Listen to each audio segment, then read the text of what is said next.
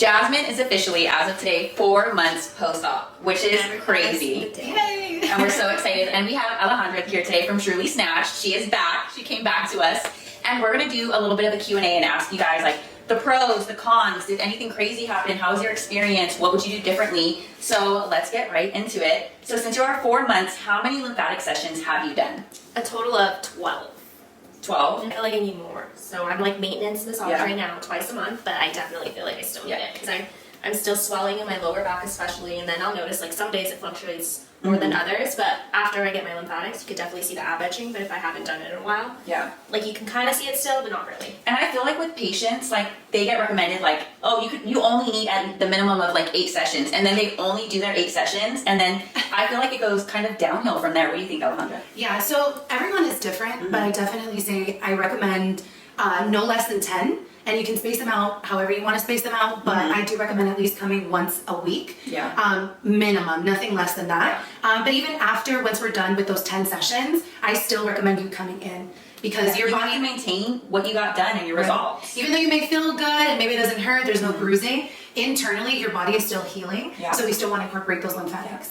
And going back to the gym and also getting your lymphatic massages makes a difference too. Yes, I will say that working out, I would notice I would get really swollen like for a few days after, like a lot of swelling, and then it would go down. Even my butt, I would notice my butt would look so much bigger, and I'm like, I'm confused, and then it'll go back down a little bit. And I was gonna say, what swelling did you see in her, like the areas that she swelled the most? The lower back. The lower back, and then kind of her tummy, but it was more the lower tummy. And those 2 areas are pretty prone to get a lot of fluid buildup.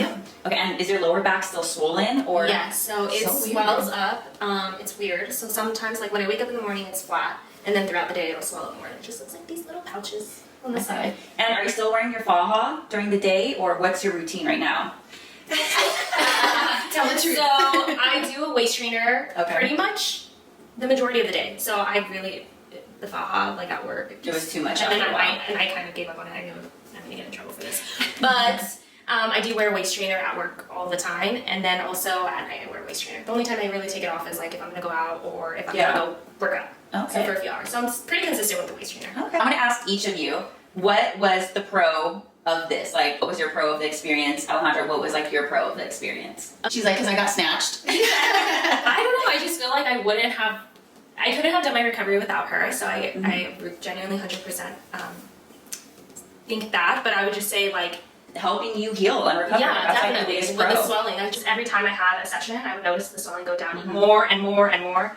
Even if it was just like within a week. I feel like because I have pictures from like day 1. And I know, maybe we can throw, if Alejandra, you have a million pictures on your phone, maybe we can throw in 1 or 2 just to show them like how many sessions. Day 1 I looked huge. Yeah. But I did, compared to like where I'm at now, every time I got a lymphatic session, you could see the difference. Yeah, and then I had like no definition, and then like you could see my definition on my abs start to come out each session that I did. And then what about you? What's your experience? So my experience with Jazmine, I think it was like definitely day 1, you were a little like, I don't know if I'm liking this. I said, don't worry, like you make the right decision, and she was very swollen. For me, the pleasure that I take whenever I am treating any post-op is more just helping the client heal and really seeing the doctor's results, because when they're right out of surgery and like let's say the doctor's taking a photo of like the after literally as soon as they're done, the body looks great, amazing. It always looks the best on the table. Literally. It's not the same story that the patient is experiencing or even seeing in the mirror when they're getting up. It's like it's a whole different ballgame. You just look like you got really beat up, and usually clients are very and they feel some sort of like the right decision. Like what is this? You know? So really for me, the joy that I get by doing post-op, it's more so helping them in the recovery process. But for me, it's getting to that final result. So, your cons, was there anything crazy that happened or scary or any stories? And be for real. Yeah, we did actually. Yes, not too crazy, but I almost fainted twice. And it wasn't even at the very beginning of like my lymphatics, which was weird. It was already when I was like, I don't know how many, like a few weeks. You were a few weeks, I remember you telling me. Yeah, and I would like, because I was already driving, and at the end of the session, I just felt like I was about to pass out, but I've never had that experience. It was like a scary experience, but then I just drank water and I sat down for a bit. And have you seen any post-op patients kind of get woozy on you? Oh yes, yeah, and that's normal because we are, moving fluid. And then not only that, like I am stimulating certain points in your body, that it can be a lot, right? Also depending on, are you taking your medication too? Did you drink? Did you eat before coming? So we had an experience getting up from the table too, where she felt dizzy, but I make you feel slow. Yes. When she came up, I said, let's sit down, don't move, catch your breath. take your time. Yeah. And I have certain protocols that I have ready to go in case something like that happens. But it is common. Yeah, we see that a lot, but I'm glad you didn't faint. I know. Yeah. Imagine. I know. No, No, it's not. I told her, Jasmine, don't. Well, that's good. Nothing crazy happened. Do you have any numbness or? I guess it's part of like your nerves waking up. Like my back would feel like it's on fire, especially when I'm laying, because I was laying on my back.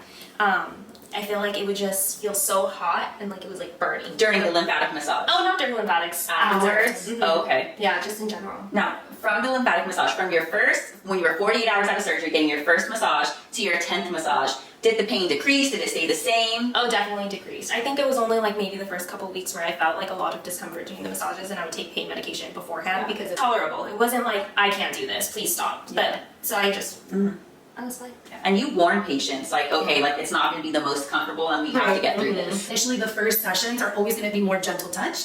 And then as you're healing and you're not as tight anymore, we can go deeper and deeper, but there are steps. And I remember when Jasmine was getting her first lymphatic massage, Alejandra, she was just skimming the stomach and Jasmine was just laying there like tense as a board. And Alejandra was so gentle. It was and like, it still felt like horrible. Yeah. Especially at the thing with my stomach, I never really felt pain, but it just felt like tight. Like if somebody was pulling my skin like as tight as you possibly can to stretch it out. That's how it felt. oh my goodness. So then anything like touching it, it just felt like uncomfortable.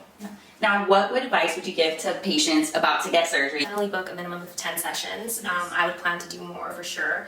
Because obviously follow your doctor's post-op instructions, but I think that it's necessary. It's part of the process. We talked about this. Lymphatics is part of your journey. It's I don't a understand necessity. how patients can have plastic surgery, like not. lipo 360, and not get a lymphatic massage. That's crazy It's to me. crazy. But I guess that's some people's protocol, but definitely, and then book ahead of time. Make sure that like you plan in advance because lymphatic therapists are busy. I feel like it's a specialized field, so there's not that many good lymphatic therapists out there, because I will say just working in post-op recovery, it's hard to find a good lymphatic therapist. So the ones that are good, They're get booked up. and then you're like, shit. I know, and then I feel bad. I'm like, shit, I But can't you do can't. it. And summer is coming up, right? Oh, so yes. you're even more booked than usual. So Yeah. if you're looking to get your surgery when you're on summer break or the kids have a summer break, you really got to book ahead of time. So there's definitely peak times too. Definitely a season where people are getting their surgeries done, and usually that's going to be the winter time. You want to book ahead of time. So important. Yeah, especially like there's holidays and obviously All you of take that. time Yeah. for your family Yeah. and yourself. It's very important. So Yeah. keep that in mind for sure.